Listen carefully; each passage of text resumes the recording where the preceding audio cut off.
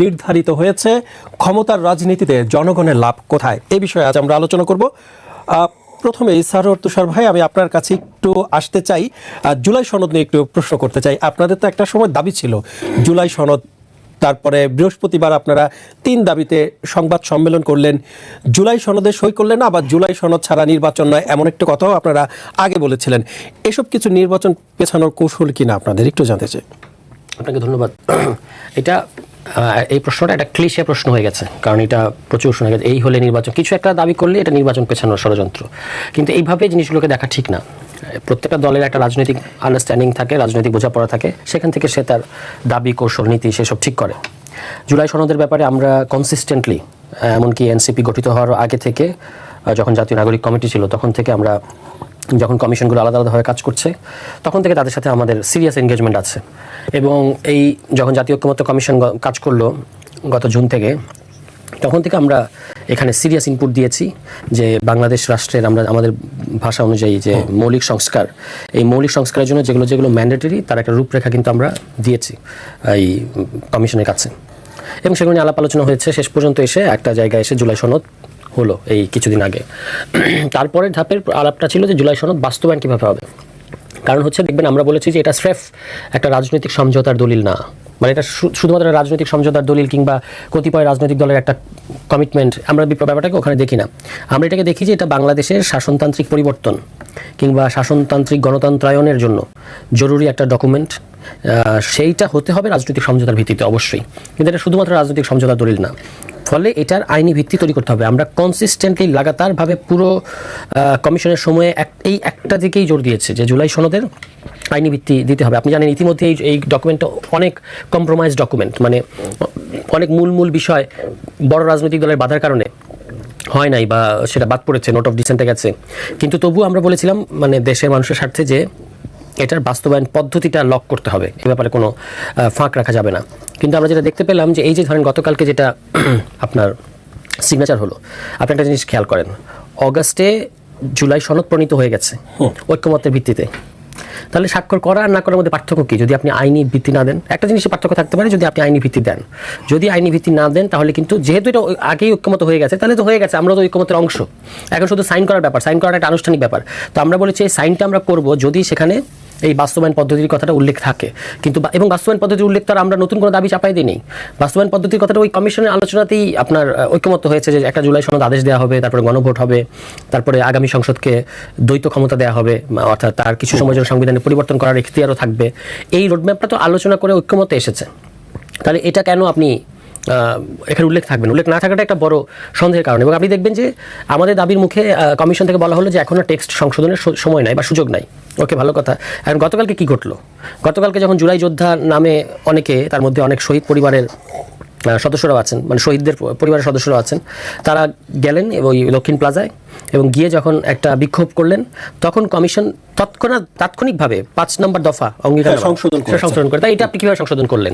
আমাদেরকে আগে বললেন যে সংশোধন, ফলে আমরা যে একটা পলিটিক্যাল অবস্থান নিয়েছিলাম এবং সেটা বলেছি যে এটা হচ্ছে আওয়ার ডিসেন্ট পলিটিক্যাল পজিশন, এটা না করলে আমরা যাব না। হ্যাঁ, এই যে সংশোধন করেছে কমিশন, এখন আপনাদের মানে একটা সময় তো আপনাদের বলেছিল যে সংশোধন যোগ্য না, মানে সংশোধন করা যাবে না, কিন্তু গতকালকে আমরা দেখেছি যে সেটা সংশোধন করেছেন। এখন আপনাদের কাছে মনে হচ্ছে কিনা যে সেখানে না গিয়ে ভুল করেছেন? না, আমাদের যেটা দাবি সেটা তো তারা সংশোধন করেন নাই। গেলে তো আমি বলার চেষ্টা করলাম যে না, গেলে কি ওই যে ওইরকম করে আমরা হাঙ্গামা করবো তারপরে সংশোধন করবো, এভাবে তো কোনো রাজনৈতিক দল কাজ করে না। ফেয়ার ডিল হতে হবে। আমরা বলেছিলাম একটা 7টা অঙ্গীকারনামা আপনি 8 নম্বরে লেখেন যে আদেশ পরে দেন, আদেশটা পরে দেন, অসুবিধা নেই, কিন্তু আদেশ দেওয়া হবে, গণভোট করা হবে এবং গণভোটের মধ্যে দিয়ে পরের পার্লামেন্টকে ডাবল রোল দেওয়া হবে, দ্বৈত ক্ষমতা দেওয়া হবে। এই কথাটা উল্লেখ রাখলেই কিন্তু আমরা সাইন করতে পারতাম, কিন্তু সেটা তারা উল্লেখ রাখেন নাই, কারণ তারা এখানে সম্ভবত কোনো একটা ফাঁকি রাখতে চান। তো সেই কারণে এখন দেখা গেল যে ওখানে গিয়ে হাঙ্গামা করলে হয়তো সব ঠিকঠাক হতো, কিন্তু সেইভাবে তো কোনো রাজনৈতিক দল কাজ করতে পারে না। ফলে আমরা যাওয়ার মতো পরিস্থিতি তৈরি হয় না। আপনার কাছে আরও একবার আসবো। জনাব তারেক, আপনার কাছে একটু জানতে চাই যে জাতীয় নাগরিক পার্টির আহ্বায়ক জনাব নাহিদ ইসলাম বলেছেন যে ঐকমত্যের নামে কিছু দল জনগণের সাথে প্রতারণা করছে। তাহলে যে গতকালকে জুলাই সনদ স্বাক্ষর অনুষ্ঠানে 25টি দল গিয়েছেন, তারাও কি জাতির সাথে প্রতারণা অংশ নিলেন কিনা আপনার পর্যবেক্ষণকে বা মতামত জানতে চাই।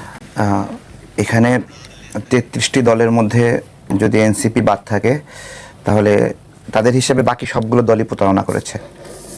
তো এখন প্রশ্ন হলো, এতগুলো দল প্রতারণা করলো নাকি এনসিপি নিজেই প্রতারণা করলো? আমরা ওইটাই বলছিলাম, এখনও আশা করি যে এনসিপি এখানে স্বাক্ষর করবে। আমাদের ভাই তারা, আমরা একসাথে আন্দোলন করেছি এবং এখানে জিত করার সুযোগ নাই। এতগুলো দল যে বিষয়ে একমত হয়েছে, তাদের ভিন্ন মত যেটা আছে, এতগুলো দলের বিষয়টা দেখেন, একটা প্রশ্ন কিন্তু করা হতো, বাধ্য করা হতো বিএনপিকে যে এতগুলো দল এই বিষয়ে একমত, বিএনপি শুধু দ্বিমত। যেমন আমি স্পেশালি বলি যে প্রধানমন্ত্রী 2 বার থাকবে, এর বেশি পারবে না, 2 মেয়াদের বেশি। বিএনপি রাজি ছিল না। যখন সকল দল বলল যে আপনারা এটা করেন, তখন তারা দেখছে যে না, এতগুলো দলের বিষয়ে আমরা মানে মতামত আমরা উপেক্ষা করতে পারি না, তারা কিন্তু মেনে নিয়েছে। তা এটা কি শুধুমাত্র মানে বিএনপির মেনে নেওয়া কমিশন যে তারা তাদেরকে যেটা যেটা দাবি দেবে সেটা সেটা মেনে নেবে, এটা মেনে না নিলে খেলবো না, এরকম?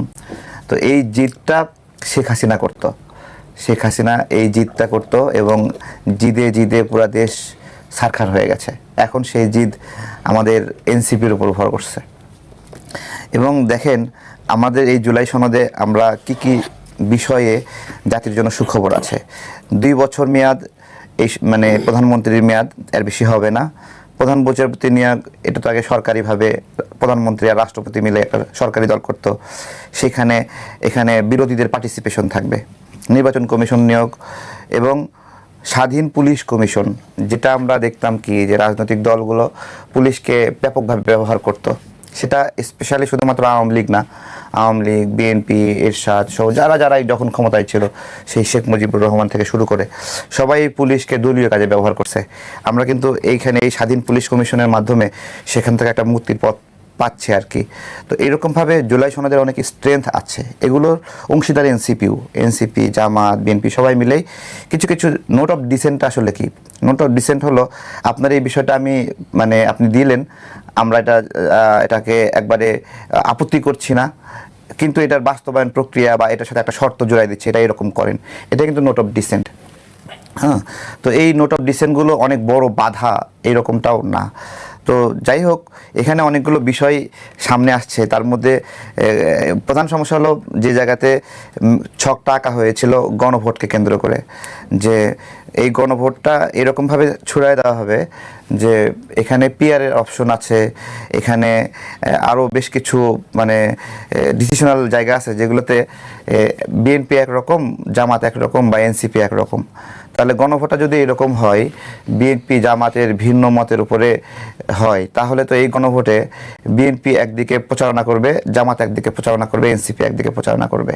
তার মানে কি? তার মানে হলো আমরা জুলাইয়ের যারা শক্তিরা আছি, সেই শক্তিটাই পরস্পরের বিরুদ্ধে ক্যাম্পেইন করতে হবে সেই গণভোটে।